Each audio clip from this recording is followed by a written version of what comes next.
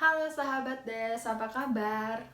Perkenalkan, nama aku Elizabeth Clarissa dan pada episode kedua kali ini aku akan menginformasikan nih kepada kalian nih dua tips memilih material baju sustainable yang ramah lingkungan dan dapat digunakan sehari-hari, dan satu lagi adalah 5 brand lokal Indonesia yang mendukung fashion for sustainable yang tentunya ramah lingkungan dan tentunya fashionable.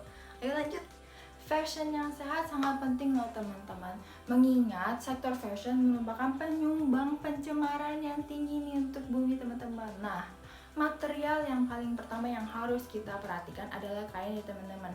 Hah, kok kain sih? Nah, kain itu kan sebagian besar yang kita gunakan di material dasar suatu pakaian dan juga sebagai penentu nih teman-teman, berkelanjutannya suatu pakaian. Nah, untuk memilih pakaian yang sehat tentunya sangat penting, di mana kita dapat membantu atau meringankan lingkungan kita untuk melawan polusi loh. Nah, kali ini aku akan memberikan kalian 2 tips memilih material yang sehat ataupun yang ramah lingkungan nih teman-teman. Nah, tips yang pertama adalah pilihlah material yang terbuat dari bahan alami nih teman-teman. Nah, sebenarnya tuh tidak ada kain ataupun material yang 100% sustainable. Tetapi kita harus perhatikan bahan dasarnya nih, apakah terbuat dari bahan alami ataupun tidak. Nah, bahan alami itu penting teman-teman karena sebagai bahan yang baik untuk memulai nih teman-teman suatu produksi pakaian dan tentunya tidak menghasilkan limbah atau limbah kimia nih yang berbahaya bagi lingkungan kita. Yang pertama adalah katun organik nih teman-teman. Nah, katun organik ini tuh sangat baik untuk lingkungan karena diproduksi dengan tidak menggunakan pestisida ataupun pupuk yang beracun nih teman-teman, ataupun yang disebut GMO. Nah, sehingga jadi limbah dari pakaian kalau misalnya tidak dipakai lagi tentunya aman dan dapat mengurangi pencemaran lingkungan nih teman-teman. Bahan kedua adalah sutra nih teman-teman. Nah, sutra ini terbuat dari serat kepompong ulat sutra yang masih hidup yang diternakan nih dengan penuh perhatian. Nah, teman-teman, produksi material sutra ini menghasilkan limbah yang sangat rendah nih teman-teman, dan tentunya bagus untuk menjaga lingkungan dari pencemaran nih teman-teman. Ketiga, ada wool nih teman-teman yang terbuat dari buru domba dan kambing yang masih hidup. Tenang teman-teman, kambing dan dombanya sehat-sehat kok, nggak disakitin. Nah, produksi material wool ini dari buru-buru domba dan kambing tadi diproduksi menjadi benang wool terlebih dahulu nih teman-teman, yang lanjutannya itu ditenun menjadi lembaran-lembaran kain wool. Nah, banyak banget nih teman-teman keunggulan dari kain wool sendiri. Yang pertama, bersifat reusable. Yang kedua, tahan terhadap api dan aliran listrik. Wow, keren banget ya, kain bisa tahan terhadap aliran listrik statis. Ketiga adalah menjaga dan lindung kita dari sinar UV yang tentunya kayak di Indonesia panas banget dan matahari terik banget nih teman-teman, dan tentunya cocok nih teman-teman untuk kita gunakan sehari-hari. Yang keempat adalah memiliki daya serat yang tinggi banget nih teman-teman. Jadi kayak kalau misalnya kita keringetan, itu dapat melindungi kita nih, kayak biar kulit kita nggak iritasi dan selainnya. Yang kelima adalah bersifat elastis dan tentunya nyaman untuk digunakan dalam kegiatan apapun. Dan tentunya udah keren banget ya kain wool, udah ramah untuk lingkungan dan banyak banget keunggulannya pada saat kita menggunakan nih teman-teman. Bahan keempat adalah kain linen nih teman-teman. Nah, kain-kain dengan berbahan dasar linen merupakan produk tekstil yang terbuat dari serat tumbuhan alami, yaitu tumbuhan linen tentunya namanya ya teman-teman. Nah, kain linen itu tuh sangat bagus karena dapat bertahan lama nih teman-teman, asalkan kita rawat dan kita jaga dengan baik tentunya.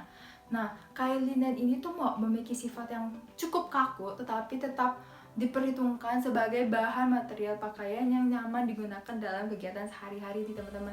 Walaupun dia juga produk tekstil tetapi tidak menggunakan bahan kimia yang berbahaya dan dapat mencemari lingkungan loh teman-teman. Jadi udah nyaman, tetap menjaga lingkungan kita nih dari pencemaran polusi. Keren banget kan?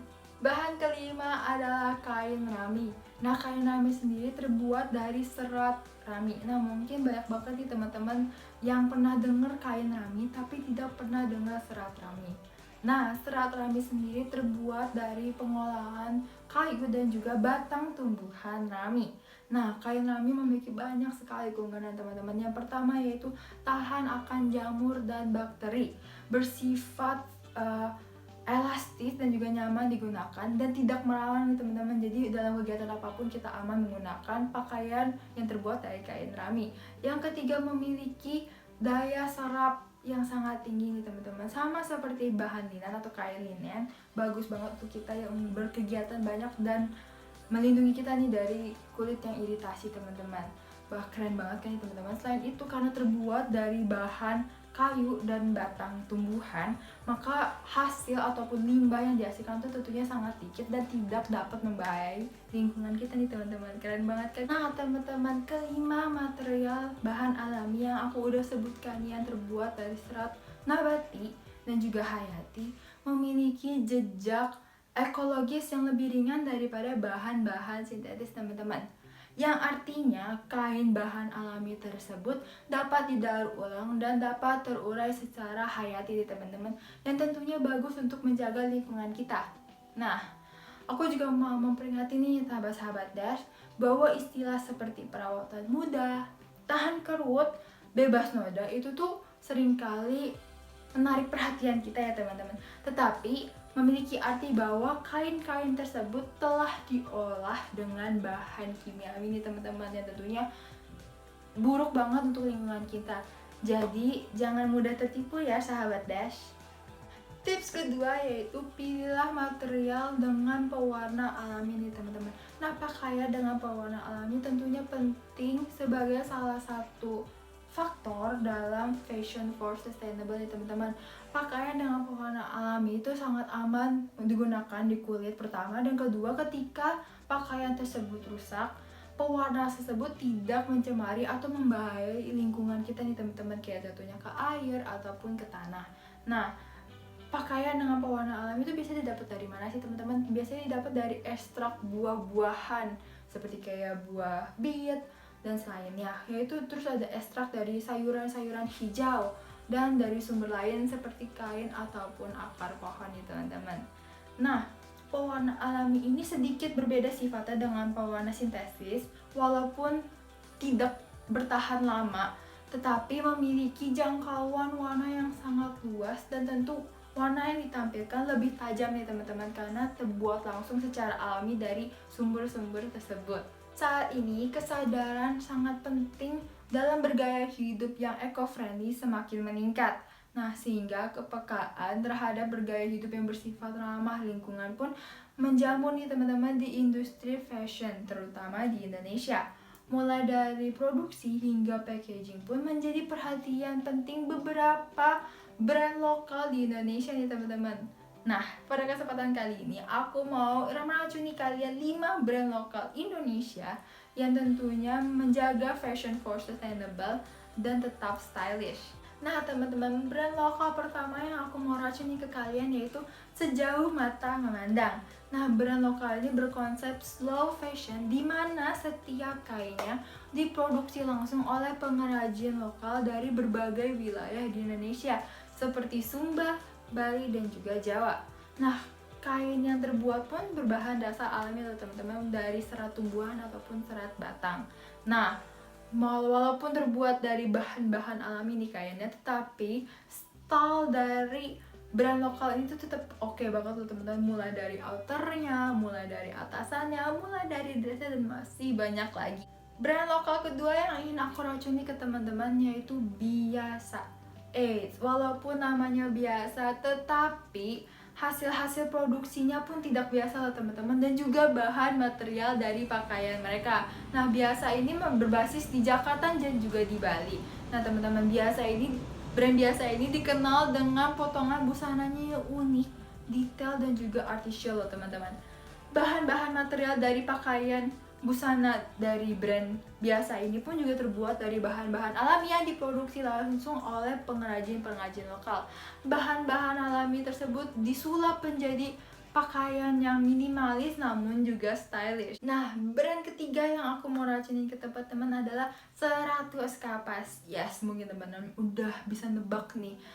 Brand 100 Kapas menggunakan 100% material kapas untuk seluruh produksi busana mereka.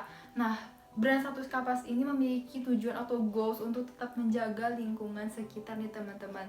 walaupun terbuat dari kapas, tetapi semua pakaiannya pun tetap stylish dan juga yang paling penting nyaman untuk digunakan dalam kegiatan sehari loh sahabat Dash. Brand lokal keempat yang aku mau racunin ke sahabat Dash yaitu Cinta Bumi. Nah, brand Cinta Bumi ini didirikan dari tahun 2015 yang berbasis di Bali nih. Nah, brand Cinta Bumi ini juga dikenal dengan motif-motifnya etnik, sehingga cocok banget buat sahabat Dash yang suka dengan tampilan yang pakaian dengan berpenampilan yang playful nih. Nah, material-material Cinta Bumi juga didatangkan langsung dari Sulawesi Pusat seperti kain mulberry dari pohon mulberry dan juga kain fikus dari pohon fikus. Nah, melalui material bahan alami tersebut tentu pakaian-pakaian Cinta Bumi ini jauh lebih nyaman dan tentunya tahan lama nih untuk teman-teman Dash gunakan dalam kegiatan sehari-hari. Nah, brand kelima atau brand terakhir nih yang aku mau racunin ke sahabat Dash yaitu Imaji Studio. Nah, brand ini menggabungkan antara nuansa tradisional dan juga elemen alam ke dalam sebuah produk yang sustainable. Nah, dari brand Imaji Studio ini terbentuk dari seniman-seniman lokal Indonesia loh sahabat Dash, yang membentuk atau membuat sebuah baju atau busana yang tentunya cocok untuk kita wanita dan juga laki-laki. Selain itu, brand Imaji Studio ini juga pernah mengusung atau membuat project Zero Waste, yaitu aksesoris yang terbuat dari bahan-bahan daur ulang. Tentunya keren banget kan? Sekian materi-materi seputar fashion for sustainable dari aku. Semoga sahabat Dash dapat mendukung brand-brand lokal ramah lingkungan Indonesia dan tetap menjaga lingkungan kita dari pencemaran nih. Sampai jumpa di episode ketiga. Bye-bye!